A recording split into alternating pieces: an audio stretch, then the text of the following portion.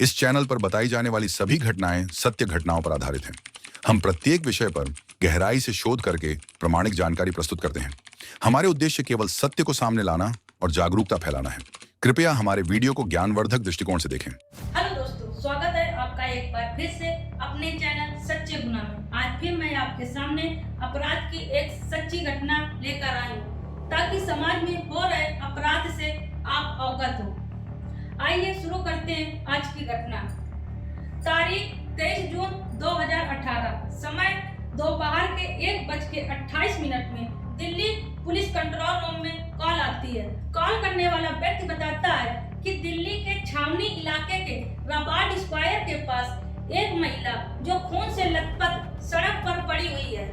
उस व्यक्ति की बात सुनकर पुलिस फौरन अपनी टीम के साथ उस घटना स्थल पर पहुंचती है जहां पर वो महिला खून से लथपथ सड़क पर पड़ी हुई थी।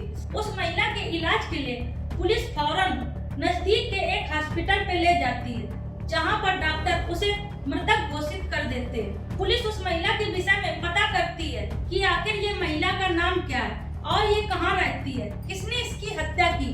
तभी महिला के पास एक पर्स मिलता है। उस पर्स में हॉस्पिटल के कुछ कागज होते हैं। उन्हीं कागजों के माध्यम से पता चलता है कि इस महिला का नाम शैलजा द्विवेदी है और उन्हीं कागजों के माध्यम से शैलजा के परिवार तक खबर पहुंचती है। खबर मिलते ही शैलजा के पति अमित फौरन हॉस्पिटल आते हैं। हॉस्पिटल आने पर पुलिस अमित को बताती है कि तुम्हारी पत्नी की किसी ने हत्या की है।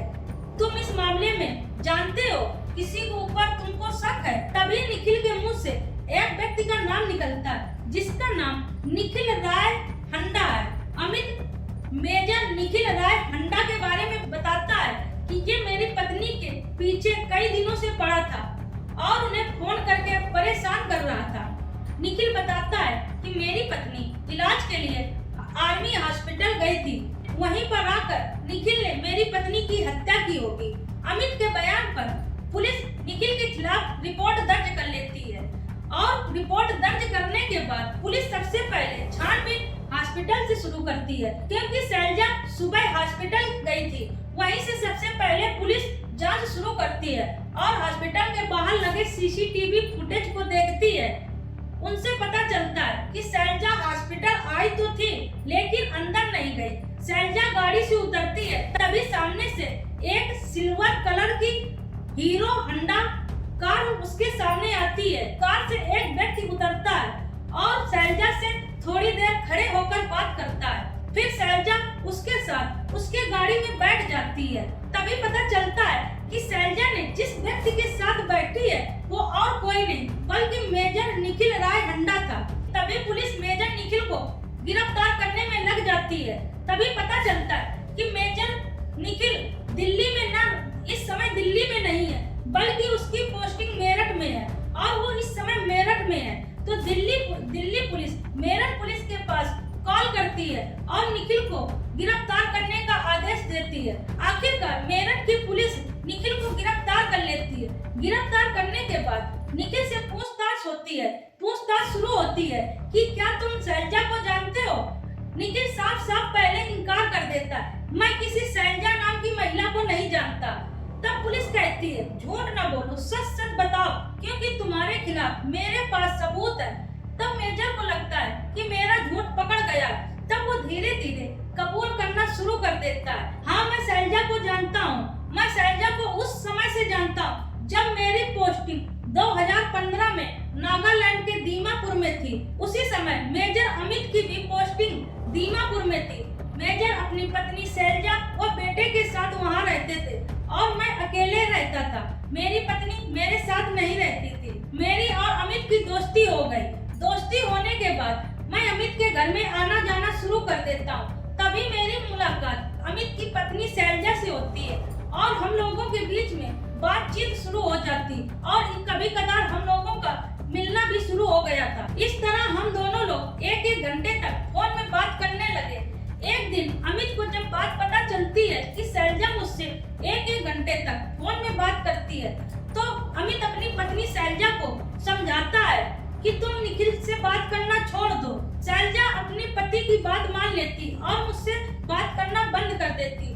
जब मैं कॉल करता हूँ तो कॉल भी नहीं रिसीव करती। कुछ दिन बाद तभी मेरी पोस्टिंग मेरठ में हो जाती और मैं मेरठ आ जाता हूँ। 2018 में अमित की पोस्टिंग दिल्ली में हो जाती है। इस तरह हम लोग अलग हो जाते हैं। लेकिन कुछ दिन बाद मुझे पता चलता है कि शैलजा अपना इलाज आर्मी हॉस्पिटल में करा रही। तभी मैंने शैलजा से मिलने के लिए अपनी बीमारी का बहाना बनाकर छुट्टी लेकर दिल्ली के आर्मी हॉस्पिटल में इलाज कराना शुरू कर देता हूँ कि मेरी मुलाकात शैलजा से होगी। आखिरकार एक दिन मेरी और शैलजा की मुलाकात हो जाती है।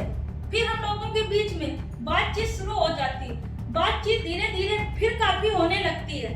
फिर मैं शैलजा से कहता हूँ कि शैलजा तुम मेरा फोन भी नहीं उठाती हो, न मुझसे बात करती हो। मैं बिना बात किए तुमसे नहीं रह सकता क्योंकि मैं तुमसे प्यार करता हूँ और मैं तुमसे शादी करना चाहता हूँ। ऐसा करो कि तुम अपने पति को तलाक दे दो और मैं भी अपनी पत्नी को तलाक दे देता हूँ और फिर हम दोनों लोग शादी कर लेते। शैलजा ने जब निखिल के मुँह से ये बात सुनी तो वो गुस्सा हो गई और उसने कहा, मैं तुमसे प्यार नहीं करती, मेरी और तुम्हारी सिर्फ दोस्ती थी और इससे ज्यादा कुछ नहीं थी। ये बात सुनकर निखिल को बहुत गुस्सा आता है और अपने आप को उस समय तो रोक लेता है, लेकिन उसके दिलो दिमाग में शैलजा बसी हुई थी। वो बस शैलजा को पाना चाहता था। उसने ठान लिया था कि अगर शैलजा मेरी नहीं हुई तो मैं किसी और का भी नहीं होने दूंगा। तभी शैलजा से कहता है कि कोई बात नहीं, अगर तुम मुझसे शादी नहीं करना चाहती हो तो कोई बात नहीं, चलो हम लोग किसी दिन बाहर घूमने चलते हैं और वहीं पर बैठकर आराम से दोनों लोग बात करते हैं। इसके बाद मैं तुमसे कभी मिलने दिल्ली नहीं आऊंगा। शैलजा कहती चलो ठीक है। शैलजा निखिल की बात मान लेती और 23 जून को वो हॉस्पिटल के बहाने निखिल से मिलने आती और उस शैलजा निखिल के साथ गाड़ी में बैठ जाती। बैठने के बाद दोनों लोग वहाँ से घूमने के लिए निकल जाते। रास्ते में फिर निखिल वही बात दोहराता है और कहता है कि तुम अपने पति को तलाक दे दो और मुझसे शादी कर लो, मैं तुम्हारे बगैर नहीं रह सकता। शैलजा ने जब फिर यही बात सुनी तो वो जोर से गुस्सा हुई और कहने लगी, तुम एक बात को बार बार क्यों दोहरा रहे हो? मेरी और तुम्हारी सिर्फ दोस्ती है, इससे ज्यादा कुछ नहीं। मैं तुमसे प्यार नहीं करती, प्यार मैं अपने पति से करती हूँ।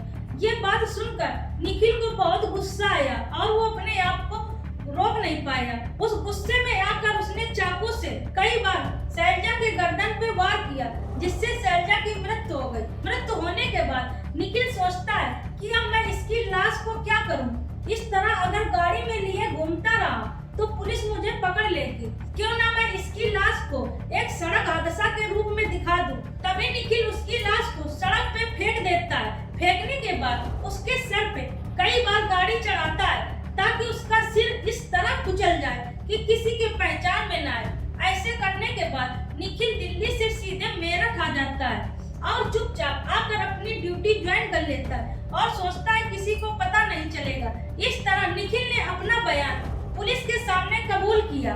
कबूल करने के बाद पुलिस ने निखिल को गिरफ्तार किया। गिरफ्तार करने के बाद पटियाला हाउस कोर्ट में ले गई, जहाँ पर निखिल ने जज के सामने अपना जुर्म कबूल किया और बताया कि मैं शैलजा से बहुत प्यार करता था और उससे शादी करना चाहता था, लेकिन शैलजा मुझसे शादी नहीं करना चाहती। तभी मैंने गुस्से में आकर उसकी हत्या कर दी। कोर्ट ने निखिल का बयान लिया। निखिल का बयान लेने के बाद कोर्ट ने पुलिस को आदेश दिया कि निखिल को गिरफ्तार करके जेल भेज दिया जाए।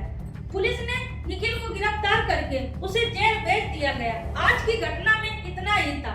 कल फिर हम एक नई अपराध की घटना लेकर इसी समय पर उपस्थित होंगे।